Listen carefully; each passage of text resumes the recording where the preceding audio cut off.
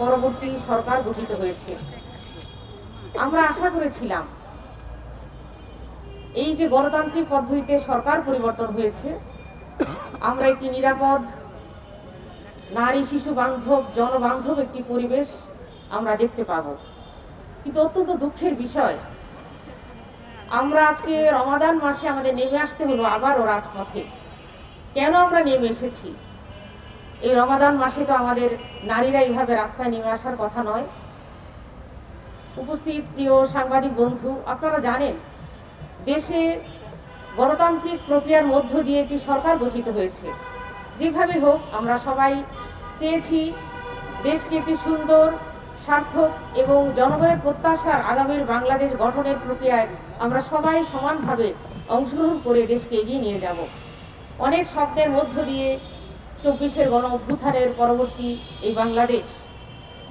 কিন্তু দুঃখজনক বিষয়, গত রমাদানে কিন্তু আমরা এইভাবে রাস্তায় নেমে এসেছিলাম। এই বছরের রমাদানে আবারও আমাদের রাস্তায় নেমে আসতে হবে, এটা আমরা কখনো ভাবিনি। তো তারপরেও সেটা আমরা দেখতে পাচ্ছি। এই জাতি লজ্জিত, এই সমাজ লজ্জিত যে আমরা নির্বাচন, বিফোর ইলেকশন এবং আফটার ইলেকশন আমরা নারীদের উপর যে ধরনের সহিংসতা দেখতে পেয়েছি, এটা আমাদেরকে অনেক বেশি ভাবিয়েছে। জাতি হিসেবে আমরা আসলে কতটুকু সভ্য জাতি হিসেবে নিজেকে উপস্থাপন করতে পারছি বিশ্বের দরবারে, সেটি প্রশ্ন সাপেক্ষ হয়ে দাঁড়িয়েছে। আমরা জানি যে একটি নিরাপদ, শিশু বান্ধব, নারী বান্ধব পরিবেশের জন্য বাংলাদেশের জনগণ বারবার তারা রাজপথে নেমে এসেছে। রাজপথে সংগ্রামের মধ্য দিয়ে তারা একটি নিরাপদ বাংলাদেশ দেখতে চায়। কিন্তু আমরা দেখেছি সরকার, গভর্নমেন্ট ফর্ম করার সাথে সাথে চারিদিকে যেভাবে মব সৃষ্টির মাধ্যমে বিভিন্ন গুরুত্বপূর্ণ অঙ্গনে দায়িত্বশীল পর্যায়ে যারা আছেন তাদেরকে মব সৃষ্টির মাধ্যমে লজ্জাজনকভাবে, তাদেরকে অপমানজনকভাবে অপদস্থ করে তাদেরকে অপসারণ করা হচ্ছে। আমরা দেখেছি বরিশালে, মিডিয়ার মাধ্যমে জেনেছি, বিচারকের এজলাসে বসে সেখানে বিচারককে হুমকি ধমকির মাধ্যমে সেখানে বিচারকে প্রভাবিত করা হচ্ছে। আমরা অত্যন্ত দুঃখজনক, দুঃখ ভারাক্রান্ত হৃদয়ে বলতে হচ্ছে, আমাদের শিশুরা আজকে এই সমাজে নিরাপদ নয়।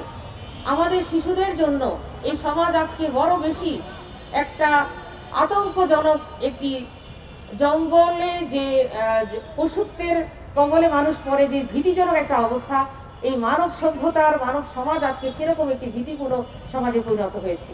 আমরা রামপুরার ঘটনায় দেখতে পেলাম আমাদের শিশু তাহিয়া, এবং আমরা নরসিংদীর ঘটনা জানি সেখানে কিভাবে সেই আমেনাকে তার বাবার কাছ থেকে দলবদ্ধ ধর্ষণ করার পর তার বাবার কাছ থেকে ছিনিয়ে অপহরণ করে কতটা একটা সমাজে পশুত্ব কোন পর্যায়ে চলে গেলে আইনকে বৃদ্ধাঙ্গুলি দেখিয়ে সেখানে বাবার কাছ থেকে সন্তানকে ছিনিয়ে নিয়ে তাকে একদিন পর হত্যা করা হয়েছে এবং সেখানে সর্ষে ক্ষেতের মধ্যে ফেলে রাখা হয়েছে।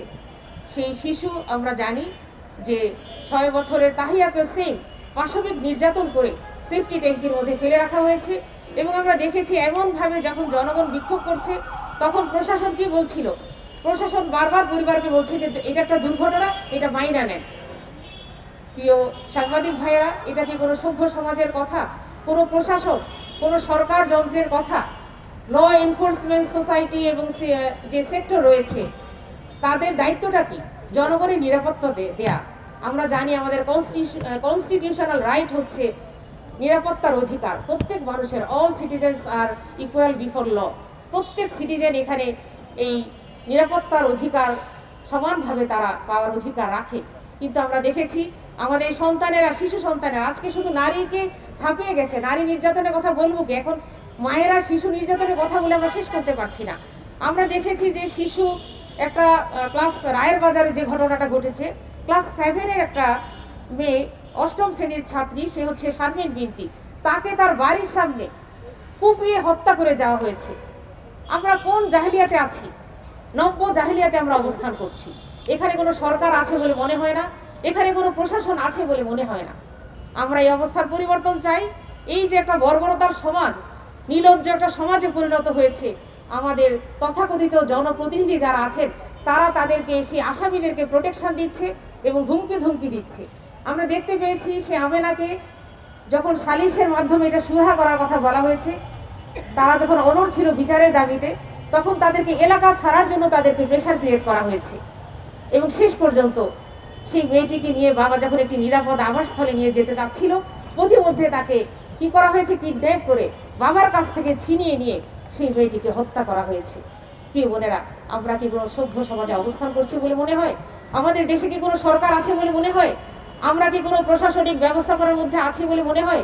এখানে কি কোনো সুশাসন, কোনো আইনের শাসন, নিরাপদ আবাসন কি এখানে আছে? এটি আজকে জাতি, দেশ ও জাতির কাছে প্রশ্ন। আমরা এখানে প্রশ্ন রাখতে চাই, এভাবে দিনের পর দিন যারা আসামি আছে তাদেরকে আইনের এই ছত্রছায়ার মধ্য দিয়ে তাদেরকে বিভিন্নভাবে জামিন করে ছাড়িয়ে নিয়ে আসা হয়। আমরা আসিয়ার হত্যাকাণ্ডের পরে আমরা প্রতিবাদ করেছিলাম, আমরা জেনেছি যে রায় হয়েছে, কিন্তু রায়ের সেই প্রয়োগ হয়েছে কিনা, ইমপ্লিমেন্টেশন হয়েছে কিনা সেটা কিন্তু জাতি এখনো জানতে পারেনি। আমরা চাচ্ছি যে আমরা পত্রিকার মাধ্যমে জেনেছি যে আমেনার হত্যার আসামিরা গ্রেফতার হয়েছে। আমরা চাই তারা যেন কোনো আইনের ফাঁক ফোকর অথবা কোনো রাজনৈতিক চাপের মধ্যে তারা যেন নথি স্বীকার না করে, তারা যেন আইন সত্যিকারভাবে পেতে পারে, আইনের অধিকার, আইনের যে সুশাসন পাওয়ার যে অধিকার, এই হত্যাকারীদের যেন দৃষ্টান্তমূলক শাস্তি দেওয়া হয়। আমরা আশা করব আমাদের সরকার, প্রশাসন যন্ত্র যারা আছেন তারা সত্যিকারভাবে বিচারের কাঠগড়ায় তাদেরকে নিয়ে আসবেন এবং প্রকাশ্য জনসমক্ষে তাদেরকে শাস্তি দিয়ে নিশ্চিত করবেন। অপরাধীরা এই সমাজে আসলে সবারই শত্রু, কারোর জন্যই অপরাধীরা কোনো রকম নিরাপদ পরিবেশ সৃষ্টি করতে পারে না। এই জন্য আজকে আমাদের এই দাবি, আমাদের পক্ষ থেকে বাংলাদেশ জামাত ইসলামী মহিলা বিভাগের পক্ষ থেকে এই মানববন্ধন আমরা প্রতিবাদ কর্মসূচির মাধ্যমে আমরা জানাতে চাই এ ধরনের আরও কোনো ঘটনা যেন আরেকটি ঘটনা না ঘটে এবং এর জন্য অবশ্যই সরকারকে দায়ভার নিতে হবে। কারণ আমরা জানি আমাদের মাননীয় প্রধানমন্ত্রী তারও কিন্তু একটি সন্তান রয়েছে, তাই না? সুতরাং এই দেশের প্রতিটি জনগণকে, প্রতিটি শিশুকে যদি আমার সন্তানের মতো নিরাপদ পরিবেশ না দিতে পারি, তাহলে আমি মনে করি নৈতিকভাবে প্রশ্ন থেকে যায় আমি এই পদের জন্য কতটা উপযুক্ত। আমি সরকারের সাথে এই প্রশাসন যন্ত্রসহ মিডিয়াকে বলতে চাই যে সম্মানিত সাংবাদিক ভাইয়েরা, আপনারা মিডিয়ায় যেভাবে এটা প্রচার হওয়া দরকার ছিল, আমরা ছোটোখাটো বিষয়গুলোকে যেভাবে হাইলাইটস করি, কিন্তু আমরা দেখতে পাচ্ছি এই যে তৈল মর্দন করার একটা সংস্কৃতি আবার চালু হয়ে গেছে। এই অবস্থা থেকে আমাদের বেরিয়ে আসতে হবে। আপনারা হচ্ছে সংবাদপত্র এবং সাংবাদিক, তারা হচ্ছে সমাজের তৃতীয় দর্পণ।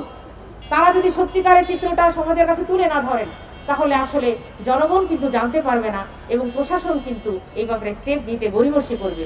আমরা জানি এই প্রশাসন, এখানে যে ক্রাইম চলছে, এখানে যে কনস্পিরেসি আছে, এখানে যে দলীয় যে চাপ আছে, সব কিছু মিলিয়ে প্রশাসন স্বাধীনভাবে কাজ করতে পারছে না। আমরা আশা করব আইন যেন নিজের হাতে তুলে না নিতে হয়, আমরা যেন আইনের প্রতি শ্রদ্ধাশীল হতে পারি, আইনের মাধ্যমে যথাযথ ইমপ্লিমেন্টেশন যেন হবে এবং তার শাস্তি আমরা নিশ্চিতও দেখতে চাই। আমি এই আহ্বান করব আজকে আমাদের এই নীরব এই প্রকাশ্য প্রতিবাদের মধ্য দিয়ে আমরা আমাদের হৃদয়ে রক্তক্ষরণ হচ্ছে, আমরা এই রক্তক্ষরণ আসলে প্রকাশ করার ভাষা নিয়ে আমরা এই প্রতিবাদের মাধ্যমে, আমাদের মানববন্ধনের মাধ্যমে তার অংশটুকু আপনাদের সামনে উপস্থাপন করলাম। আশা করি জাতি এই ব্যাপারে সচেতন হবে।